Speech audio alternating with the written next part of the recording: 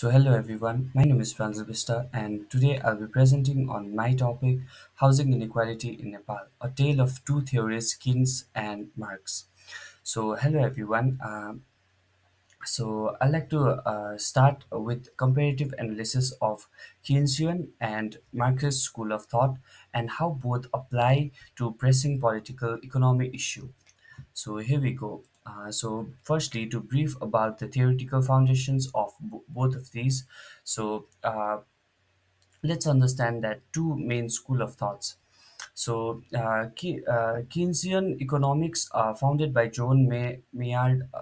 Maynard Keynes, suggests that governments must intervene in the markets to stabilize demand and prevent recessions. So it supports public spending and regulation to correct market failures.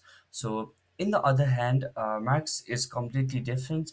So Marxist economics, developed by Karl Marx, views capitalism as inherently unequal and exploitative. So it argues that capitalist markets are driven by profit, so leading to class conflict and crisis. So both theories interpret economic issues differently, and their shapes in their own way, and solutions also in their own way. So to dive into what I have selected, so Nepal's housing crisis and current situation. So housing has become very unaffordable in Nepal. So many parts of the world, from London and New York to Kathmandu, we can see that the house prices are really unaffordable. So in Nepal, especially in Kathmandu Valley, land prices have been doubled or even tripled in last three to 4 years. So while wages have not kept up, so the affordability is low among the individuals.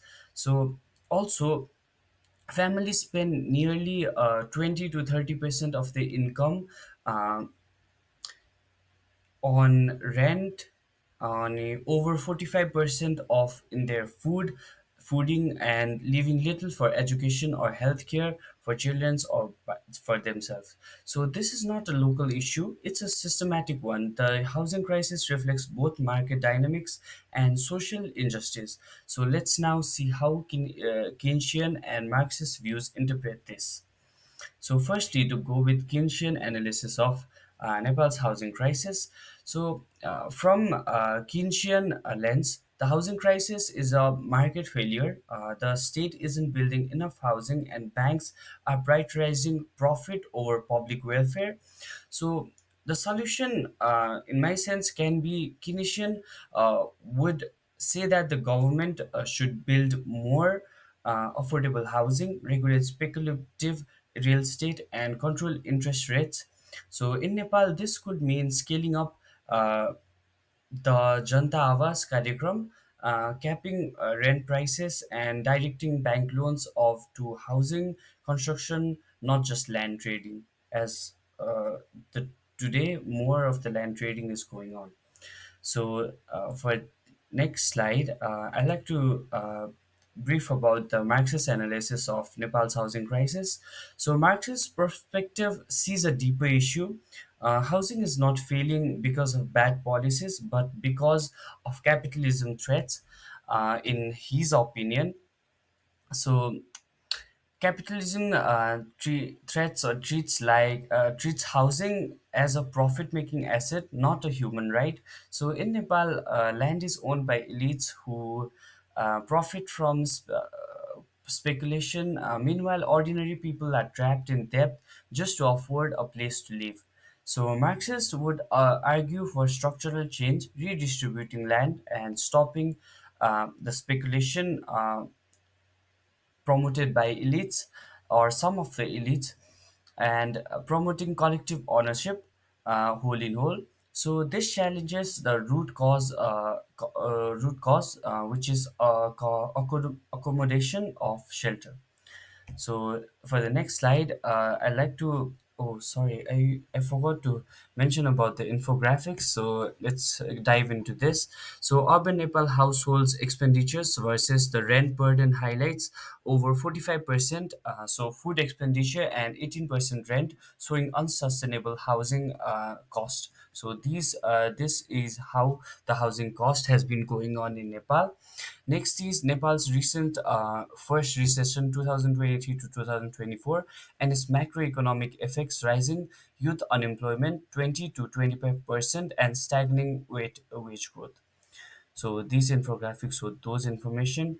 And next is building resilience in Nepal. So stages of implementation. So what can we do? So stage one, we can do the survey, and next is identification and validation, and next is enrollment and reconstruction, and finally completion.